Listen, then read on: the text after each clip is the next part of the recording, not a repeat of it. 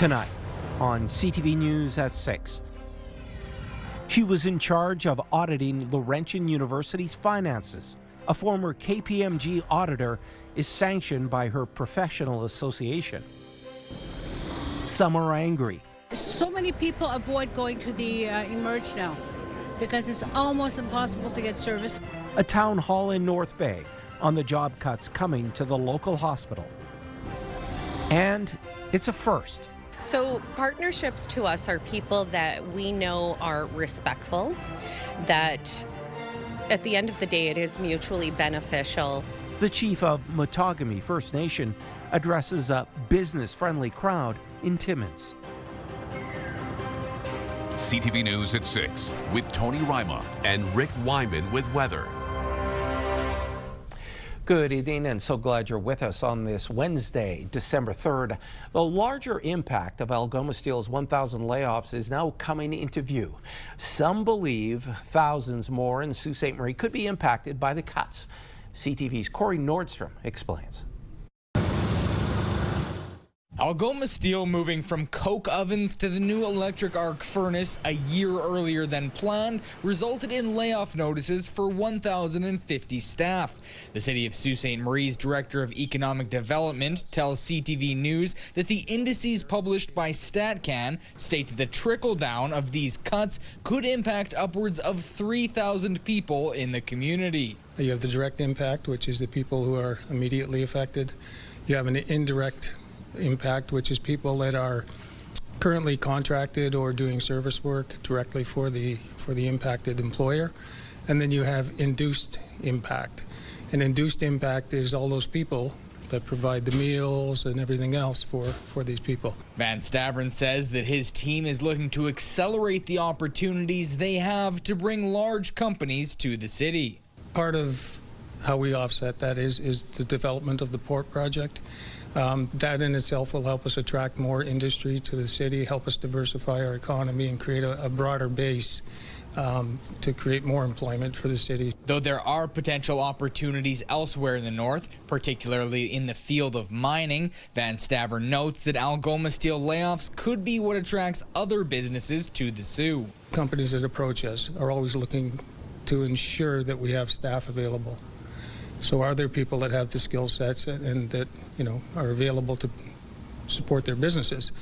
And I mean, if you're looking for any type of silver lining, which there really isn't in this situation, but it does give us that opportunity to say to somebody, if they're saying, do you have a workforce available? Well, yes, we do. Corey Nordstrom, CTV News, Sault Ste. Marie.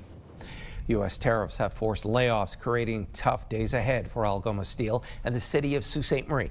Just across the border is Twin City, Sault Ste. Marie, Michigan. It's a place that prides itself on having a bond with its northern neighbor that transcends politics.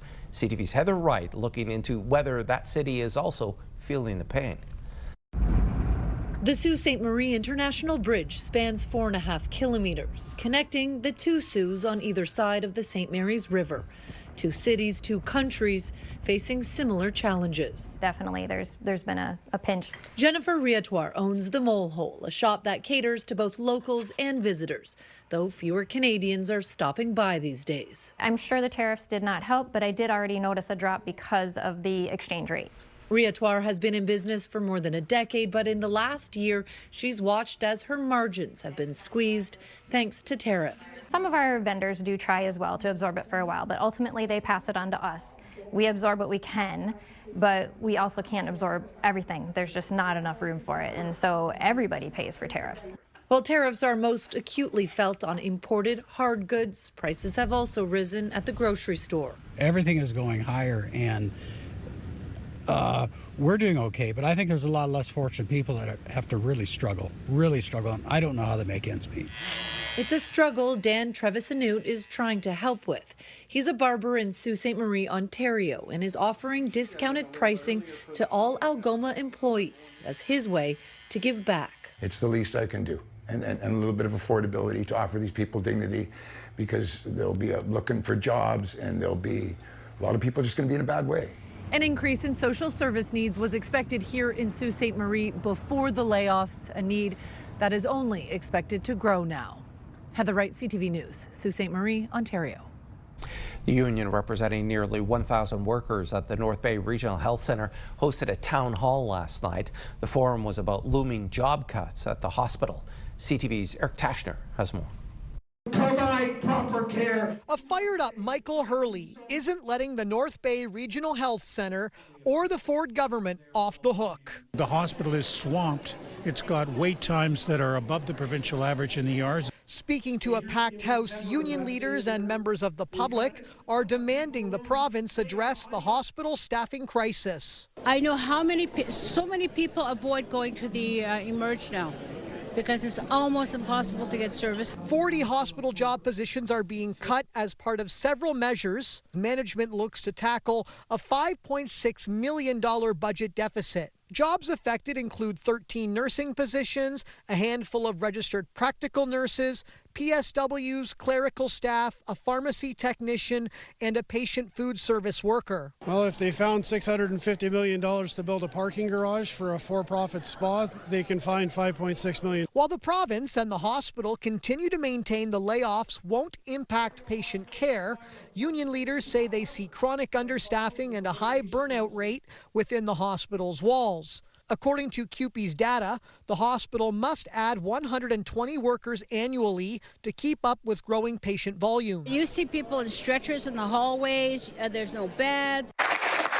Last week, the NDP challenged Health Minister Sylvia Jones, placing the blame on inadequate provincial funding and ignoring the call for help. Those people work in important hospital services, like the emergency department that has a 12-hour wait time. The province maintains that since 2020, annual funding for the North Bay Regional Health Centre has grown by over $49 million, a 20% increase. Not only is it appropriate, but it is necessary for us to work with our hospital partners to make sure that they have a path to balance. How can it be appropriate to cut staff and to lengthen the wait times? Union leaders fear funding shortfalls will lead to further investment in privatized health care.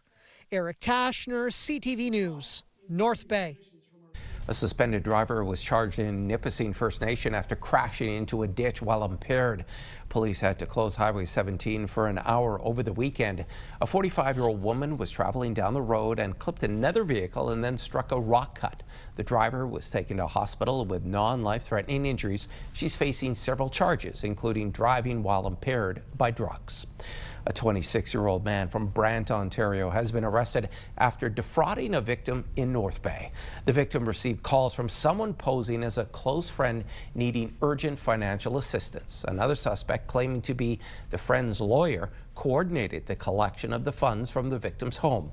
The 26-year-old was arrested late last night and charged with fraud over $5,000. You can read more about this and all of our stories on our website, CTVNewsNorthernOntario.ca. Some wild weather out there to bring us the very latest. Here's CTV's Rick Wyman. What's happening, Rick? It's going to get colder, Tony. Believe it, it's all happening. But first, let's deal with the snow squall activity. Some squalls in Sault Ste. Marie, south of Wawa, North Bay, Perry Sound, and of course, a watch in Gore Bay for this hour. But again, let's check out the forecast radar. As issued by Environment Canada, that system sweeping through, and you can see around the Sioux area, the squalls and the flurry activity coming off the lake, and as well will cause some significant amounts for tomorrow. We'll get into that in the 7-day forecast and a lot more. Cold night, to say the least, because of the wind chill factor. We'll get into those numbers in just a couple of minutes. Tony? Thanks for that, Rick. They were on Parliament Hill. Still to come on CTV News at 6. Two northern municipal associations spend time meeting with federal lawmakers. And Greater Sudbury City Council passes the budget for next year. How much are taxes going up? When you see it happen, send it to CTV News. Text 10400. From your screen to ours. Text 10400.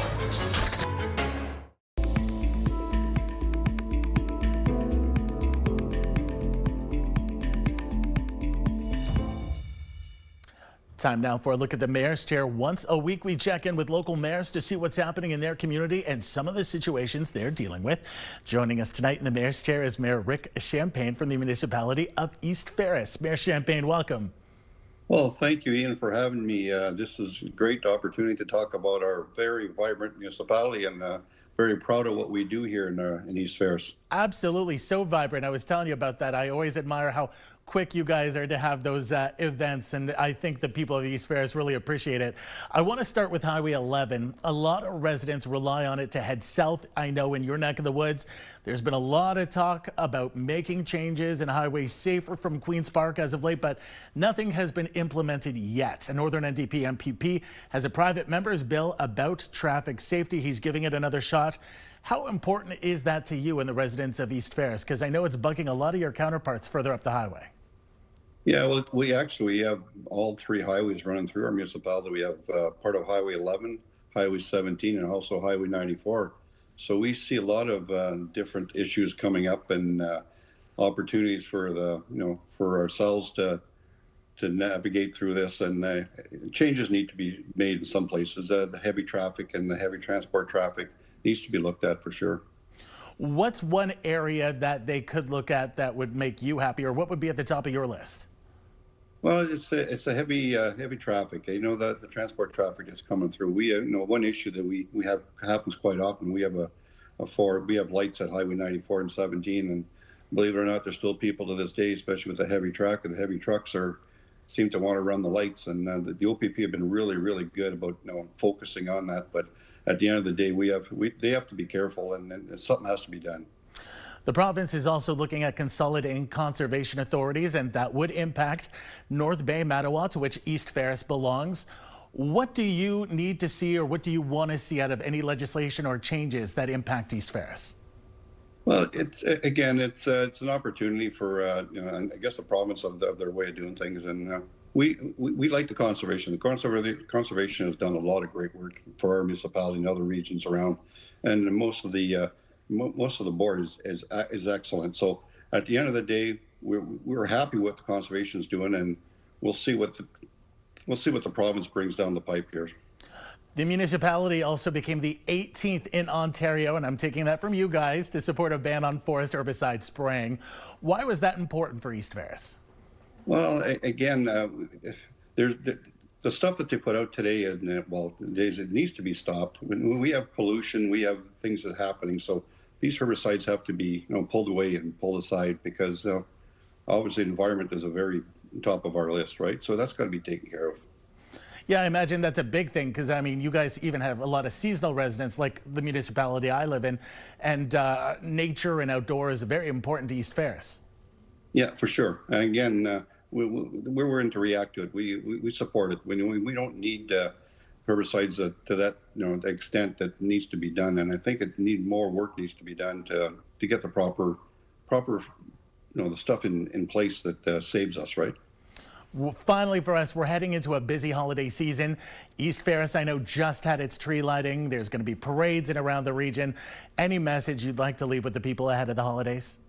No, and everybody enjoy the festivities. Just stay safe, stay sober, and enjoy your families, and be part of our culture, be part of our municipality, and we're very proud of what we do here in East Ferris, and we're very proud of our volunteers too. So everybody stay safe and enjoy your family time. A very important message for all of us. Mayor Champagne, thank you.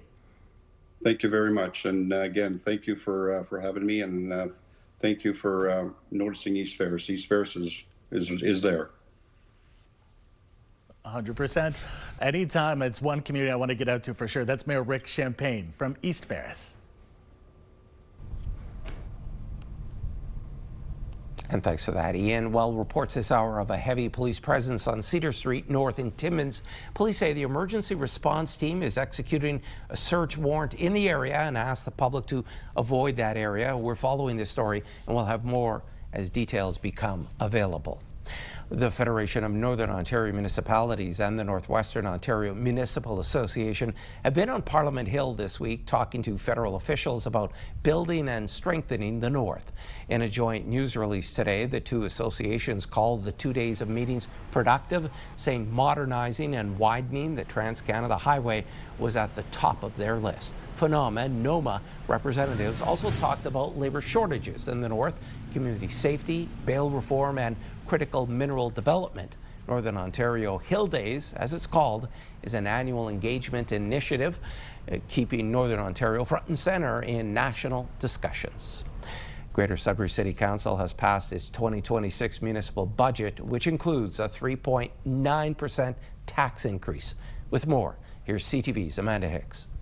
After 2 days of debates and deliberations, City Council passed its budget for 2026 with a final tax levy increase of 3.9%. We've made some cuts, some changes, and to get it down to the 3.9. So it's been a lot of work and a lot of negotiating, a lot of talking, and but I'm really pleased with the outcome. Sudbury Police was granted a 10.2% budget hike to hire additional officers. Also approved was the expansion of the free transit for seniors program and accessibility improvements to Calmo Beach. Residents will also see a separate rate increase for water and wastewater services, approved at 4.8% for 2026. Public safety is the number one thing that we're seeing.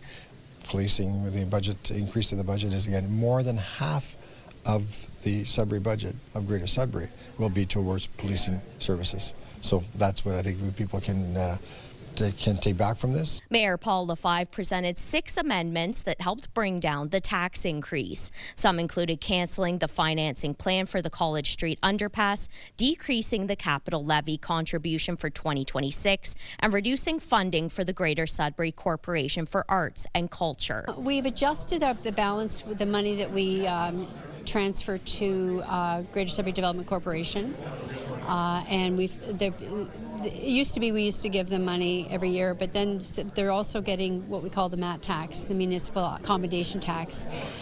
They're getting increased numbers, so we've adjusted. We're hoping that they can pay the arts and culture grants through that money. With the 2026 municipal election looming, business cases like the demolition of the Sudbury Arena and Phase 2 of MR 55 roadwork have been officially deferred, guaranteeing they'll be a part of key budget discussions for next year. Amanda Hicks, CTV News, Azilda.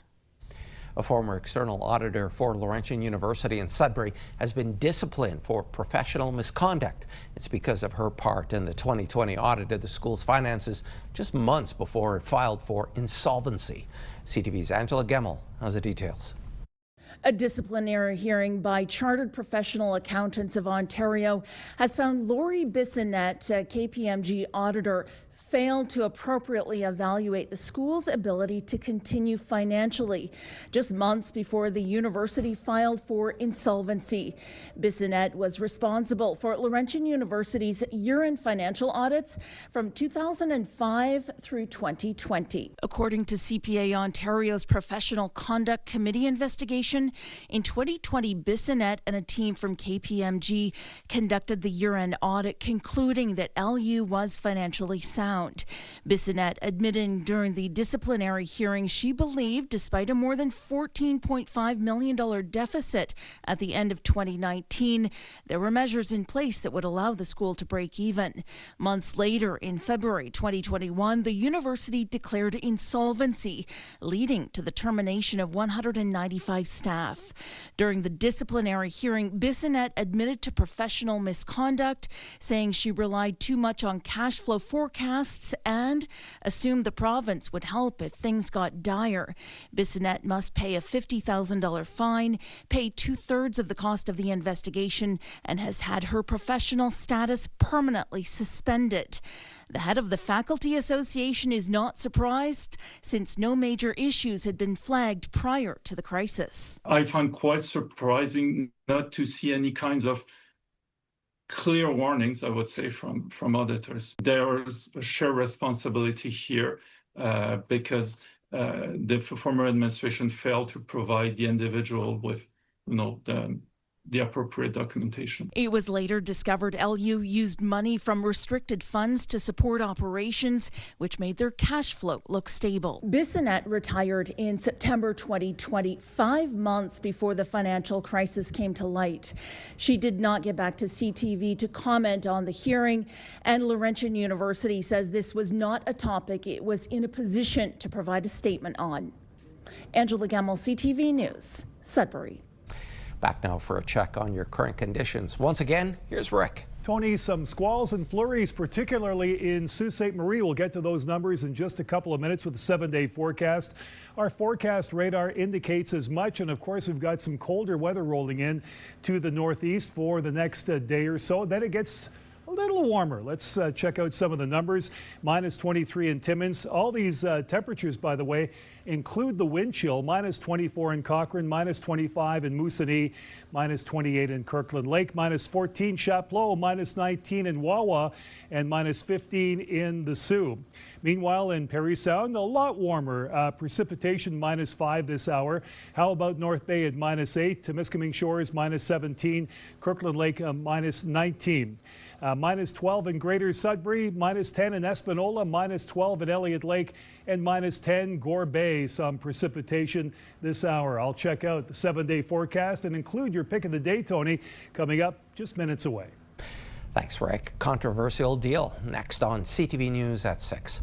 They are manufactured in Brampton. How many Canadian-made military vehicles is the U.S. buying? And Canada is teaming up with several other countries to send much-needed supplies to Ukraine. The Ford government has released the delayed results of EQAO testing and is now launching an advisory body on those results. CTV Siobhan Morris has the details. It frustrated me and made me quite upset. The Minister of Education displeased with the EQAO results he held back for study. He doesn't feel progress in reading, writing, and math is coming fast enough. Half of grade 6 students and 42% of grade 9 students are not meeting the provincial standard in math. In response, the government's setting up a 2-person advisory panel to dig into student learning. The review will look at whether our curriculum and learning resources are clear and easy to use. It will consider how well teachers are being prepared and supported.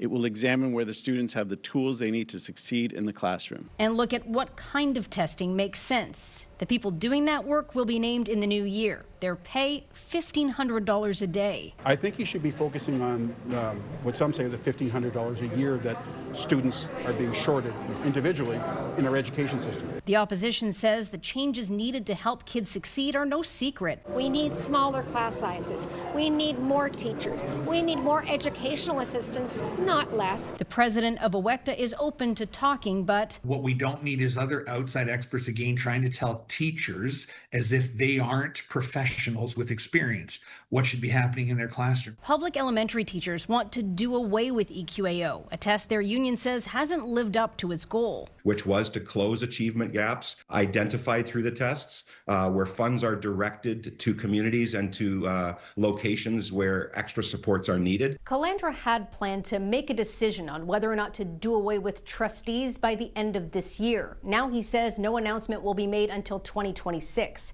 He's still reviewing constitutional requirements for education in the Catholic and French systems. But nothing has changed my mind right now that trustees are in any way the best way to deliver a $43 billion educational system. At Queen's Park, Siobhan Morris, CTV News.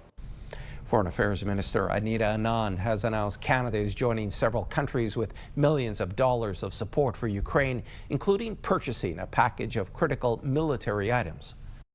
Canada's contribution to this Pearl package is $200 million, bringing our overall contribution to over $890 million.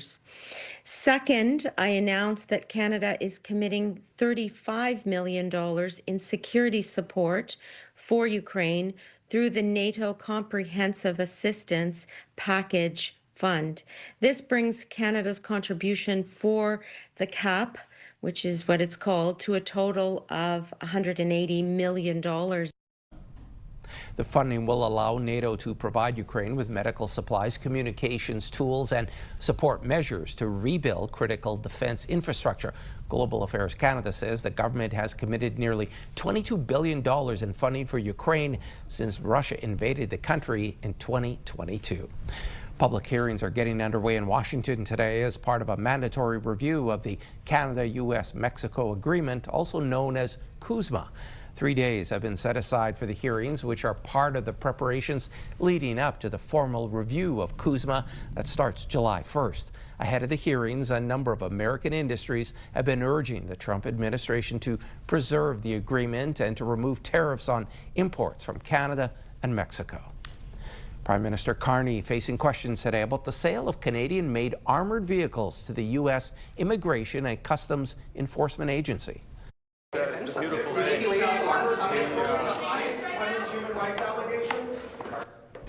The agency, more commonly known as ICE, is buying 20 armored vehicles from a private Canadian defense manufacturer, Rochelle Canada, which is based in Brampton. The rush order for 20 of the vehicles is worth $10 million. Customs and Immigration is facing allegations of human rights abuses as it enforces the Trump administration's campaign to expel large numbers of immigrants, which it says are in the country illegally. And there's more news still ahead, but first, here's your full weather forecast with Rick. We're all getting ready for the cold night, and Tony, that will continue. Wind chill factors, it's cold right now throughout the Northeast. For the most part, except maybe Parry Sound. But again, it's going to get colder overnight with the wind chill and continue into tomorrow and tomorrow evening. Forecast radar. We still have some snow squalls to deal with in some parts, including Sault Ste. Marie. The accumulation numbers, we'll find out in just a moment. That will continue for the most part into Friday and into Saturday. Now, some overnight conditions in Sudbury. Chance of flurries. Sault Ste. Marie, 10 to 15 centimeters, thanks to the squalls. Timmins, chance of flurries. Wind chill, minus 32. Temiskaming Shores, flurries North Bay, 5 to 10 centimeters. Moosonee, minus 36 this evening. Kapuskasing-Hearst, minus 25. Wawa, minus 30. Gore Bay, flurries 10 to 15 centimeters. And Parry Sound, 5 to 10 centimeters. Sudbury Nickel Belt, here we go. Wind chill tomorrow at a daytime high of minus 15 with the wind chill, minus 21 with the sun. Flurries for a couple of days. Some sunny skies and colder on Sunday. Monday, cloud cover, minus 10. Some snow on Tuesday. Periods of snow, minus 5. Your high. Sault Ste. Marie, Algoma, flurries tomorrow. 10 to 15, then perhaps 10 to 20 centimeters of snow tomorrow. Thanks to the flurries and squalls. Some flurry activity Friday, Saturday, Sunday, Monday, and then periods of snow next Tuesday. But again, those temperatures somewhat bearable, at least during the day. Meanwhile, in Timmins, Cochrane, Kapuskasing, chance of flurries, a high of only minus 16 tomorrow. Flurries on Friday and Saturday, sunny and cold Sunday, minus 16. Minus 12 Monday with the cloud cover. Periods of snow next Tuesday with a high of minus 8. Your normal standing at minus 5. So again, your temperatures either close to normal or way below the normal for this time of the year. Temiskaming Shores and Kirkland Lake, chance of flurries tomorrow, a high of only minus 16. Flurries and again, minus 5s for a couple of days, Friday and Saturday. Sunny and cold Sunday. Minus 14, minus 10 Monday, some sun and clouds, some snow once again. Periods of snow over the course of the day. Pretty well throughout northeastern Ontario with a high of minus 7. That is still below the normal for this time of the year. Take a look at some of the evening temperatures as well. Minus 18, minus 22, and minus 23. Here we go now with North Bay and West Nipissing. Chance of flurries tomorrow, minus 14, your high. Flurries on Friday, flurries Saturday, minus 5, minus 3, but colder at night though. We go from minus 16 tomorrow night to minus 18 Saturday, minus 21 on Sunday. Periods of snow Monday and more snow on Tuesday at minus 5 degrees. Let's have a look now at our pick of the day. In a couple of words, Brett says, people have got to eat, even when it's cold and when we've got some snow. So obviously, someone's looking for some food at this time of the year. This great shot from Webwood. Thanks, Brett, for that. Appreciate it. Perhaps your pick could be on tomorrow. Stick around. Tony has more news coming up after the break. A housing bill that passed at Queen's Park last week is raising concerns it could make it easier for landlords to evict tenants. But some groups, especially those representing smaller landlords, say changes are needed to bring balance back to the rental system. CTV's Pat Foran has details. There were protests at Queen's Park when Bill 60 was passed, concerns that landlords would be given new powers to evict tenants.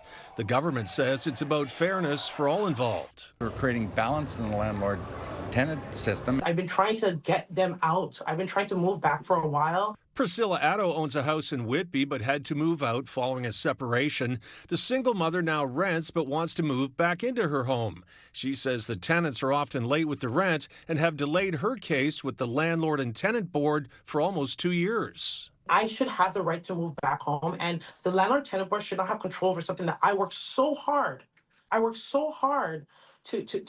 To purchase. She gets to stay, and I have no rights to my property. Sylvia Vago owns a condo in Toronto. Her parents are retired and were going to move into it, but the current tenant is refusing to move out. The case has been before the Landlord and Tenant Board for a year and a half. The tenant says she will only move out if Vago gives her $25,000. Like $25,000 is not an amount that is reasonable at all, and I cannot have access to it back until she decides that she wants to move out. I think Bill 60 is a small step in leveling the playing field. Solo is a group that advocates for 8,500 small landlords in Ontario. It says the changes will help reduce waiting times to get cases heard faster before the board. Right now, for me to ask somebody to leave because they're not paying rent, it will take me 10 months. And that's under the new rules. Before, it would take me 2 years. Small landlords say if they need their property back, it should happen in a reasonable amount of time without the threat of cash for keys. If I had the opportunity to do this again, I would never rent out my property. I would never be a landlord. I feel like, it's not fair that me and my children, do we have to become homeless? Do we have to go into a shelter? Because I'm getting evicted now. Pat Foran, CTV News. The ice fishing season is several weeks away, but Tourism North Bay is celebrating a recent ranking that touts Lake Nipissing as the go-to ice fishing spot this winter. Fishing Booker, the world's largest platform for booking fishing trips, ranked Lake Nipissing as the third best ice fishing spot in Canada for 2026. North Bay has plenty of outfitters offering huts and guided trips, making it a destination that welcomes both seasoned and first-time anglers. It's really the northern hospitality, the community, and the sense of belonging. There's nothing better than going out on a beautiful day and drilling the hole and, enjoying some friends or some family members. In 2023, Lake Nipissing took the top spot. This year, Lake of the Woods, sitting on the Ontario-Manitoba border, was named #1. The chief of Matagami First Nation was the keynote speaker at a Timmins Chamber of Commerce Leaders Series luncheon today. That story from CTV's Lydia Chubak. The Timmins Chamber of Commerce Leaders Series luncheon today at the Porcupine Dante Club featured Matagami First Nation Chief Jennifer Constant. This is the first time a First Nation chief has been asked to be the keynote speaker at a Timmins Chamber of Commerce luncheon, and Chief Constant said she is honored to have been asked. And to be able to come here and speak on all these wonderful things that are happening in our community, and hopefully if there are any perspectives about First Nations, that I'm able to give them a really great insight into the high caliber of a nation that we are, and that fosters more opportunities and partnerships with people in the region. Constance spoke about some of the food sovereignty projects underway in her community and how they can lead to nation transactions. And she also shared details about the Matagami-Aki Limited Partnership that works to drive sustainable development for the community by building partnerships. So partnerships to us are people that we know are respectful, that at the end of the day, it is mutually beneficial. We do negotiate, we do make agreements with whoever our partner is. So it's not a one-sided approach of us saying this is what is going to be included. Certainly we do have a standard and a threshold that we want to maintain and keep, but each partner has different priorities as well, and we want to be able to also factor that in. Dumas is a local mining company that specializes in mine construction. Steve Black is its director Director of Business Development and says the company has enjoyed a relationship with Matagami First Nation that's been developed over the last couple of years. Essentially, we bring them in during the proposal process and discuss what aspects we can pursue and how we can approach it together as a partner. And really, it's about bringing them into the projects and the opportunities up front and discussing how we can maximize benefit to both parties. Black says Dumas now also has a limited partner company called Aki Dumas, and when it bids for jobs within Matagami First Nation territory, it will do so under the Aki Dumas model. Lydia Chubak, CTV News, Timmins. It's that time of year again when the Salvation Army amplifies its efforts on community outreach, and the Santa Shuffle and the Christmas Kettle campaign are in full swing. CTV's Madison Merrier has more. Jingle bells ring and lives are impacted with the Salvation Army's annual campaigns. The support that we get from the community each and every year, it just goes to show that Sudbury is a caring and generous community, and so it warms my heart to see people of all generations giving at Christmas time. We run 365 days a year, but Christmas is a special time for the Salvation Army. It always has been, and not only do we want to make Christmas really bright for those that are in our home, but we also try to help people that are not necessarily in our home. So it's a time of year to give. Officials with the campaign are hoping for continued support from the community because the need is great. This is our annual Christmas Kettle campaign. This is our major fundraiser for the year. It helps to primarily support our Christmas hamper program, which this year alone has increased by over 300 households. So this year we are assisting 1,300 households. We've been at 100% capacity, honestly, for the last 3 years, and we turn away probably 120 individuals every single month. So the need is great. Santa Shuffle donations will be supporting vulnerable women and youth, providing them with a safe house to stay at Cedar Place. This is a great event for anyone with all kinds of skill levels because we have a 1K walk or shuffle or run, and we have a 5K walk, shuffle, or run. The Santa Shuffle will be happening at the Delky Dozy running track on the morning of December 6th, and the Christmas Kettle campaign will be ongoing at around 10 different locations before ending on December 24th. Madison Merrier, CTV News, Sudbury. And a long-standing tradition still to come on CTV News at 6. It's 77 years and still going strong. On Saturday, it's the CTV Lions Children's Christmas Telethon.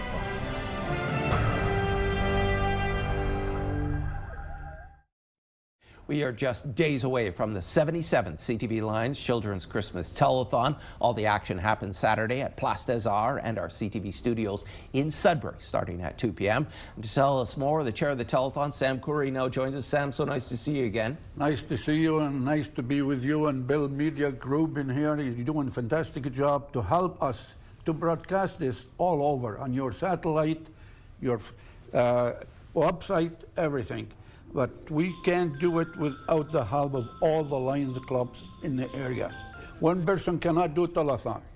The thanks and the gratitude goes out to all the Lions clubs in the area because without their help we cannot do it. Another thing, our area which we cover from the Sioux, Sainte Marie, down 17, Elliott Lake, all Manitoulin Island, all the way up to Onabing Falls, and you go down from Gabriel all the way down to Noelville, French River, Marks Day area. And last year and this year we cover in Timmins by North Bay on the Quebec side. Just to put a smile on the faces of those kids and their families. We need your help and support. We need your help and support to cover the 325,000 goal this year.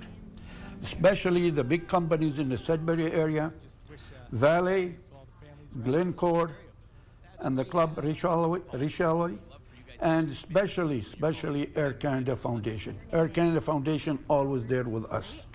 Plus all those small other companies who are helping us to make it happen, to put a smile on the faces of those kids every year. And thanks to you, I was going to call it Lion Tony, but Tony. Maybe someday I'll become a Lions Club member. What do you think?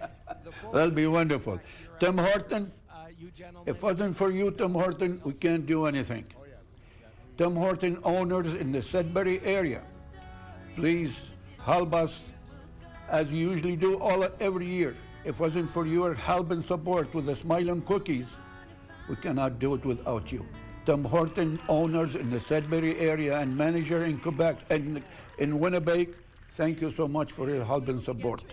It takes an army of volunteers. You mentioned already the Lions Club members, but other organizations, mining companies, nonprofit organizations are going to be answering the phones, plus the great entertainment too at Place des Arts. Oh yes, it's wonderful, it's wonderful. It's just our job as a telethon, looking after the telethon with the other Lions Club, we start in August, we finish in May.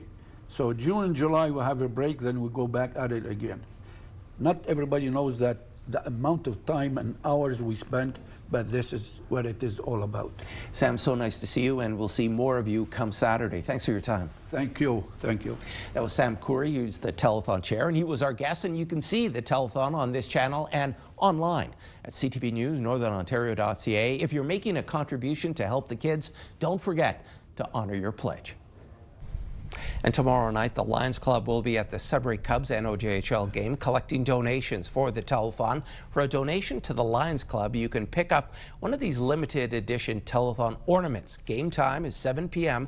at Countryside Arena. A special thanks to Kia McDonald, one of our performers this year, for modeling the ornament for us. And don't forget to tune in this Saturday, December 6th at 2 p.m. The telethon will be on this year in Sudbury and Sault Ste. Marie. It will be available to watch through Crave and online at CTVNewsNorthernOntario.ca. As for games tonight, there's only one game in the NOJHL. The French River Rapids travel to Powassan to take on the Voodoos at 7 o'clock. In Noelville yesterday, the food bank received 4,500 pounds of food. This donation to French River is from Global Medic. Global Medic is a Canadian charity that was established in 1998, helping people affected by poverty, disaster, and/or conflict with humanitarian aid domestically and abroad.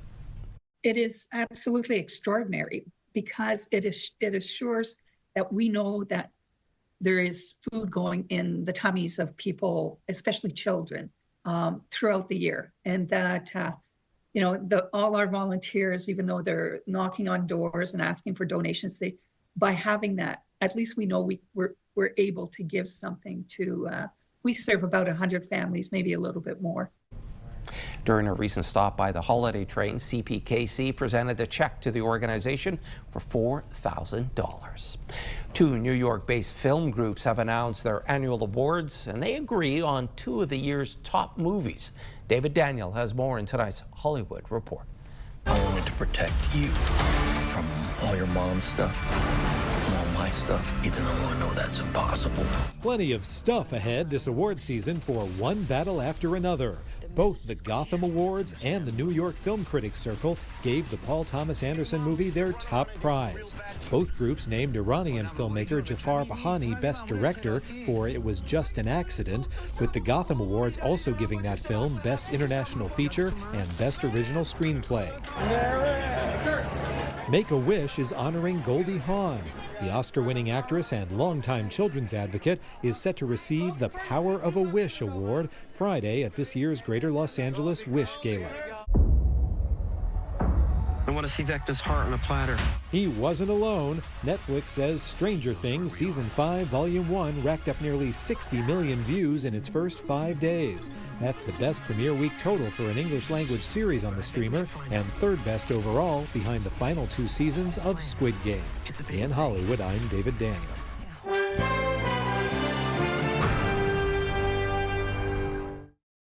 Profit hit a record for Royal Bank, allowing the lender to boost its dividend for investors. BNN Bloomberg's Marilla Fernandez has more. Royal Bank is reporting a $5.4 billion profit for its latest quarter. That's a 29% jump year over year. The bank did well in capital markets and wealth management, and the CEO says it's keeping goals modest since CUSMA hasn't been renegotiated yet and the economy hasn't normalized. Here are the closing numbers for the day. The Canadian dollar is down to 71.68. West Texas Intermediate crude is up to 58.95. Western Canadian Select is down to 45.35. and the TSX gained 111 points today. Those are your business headlines. I'm Marilla Fernandez. And here are the current prices for some key commodities we watch. Gold up $5.66, closing the day at $42.0858 US an ounce. Silver down 3 cents to end the day at $58.43. Copper moved ahead 12 cents to $5.21, and nickel up 6 cents, ending the day at $6.68 US a pound. And Rick is back now for one last look at your Thursday weather. Cold night and a cold day for tomorrow. Let's take a look at some of those numbers now. Beginning in Sudbury, -15, -21 with the wind chill, -16 in Timmins, of course, we've got chance of flurries, but -16. Colder with the wind chill. Sault Ste. Marie, -8. And again, those squalls and flurries at 10 to 20 centimeters.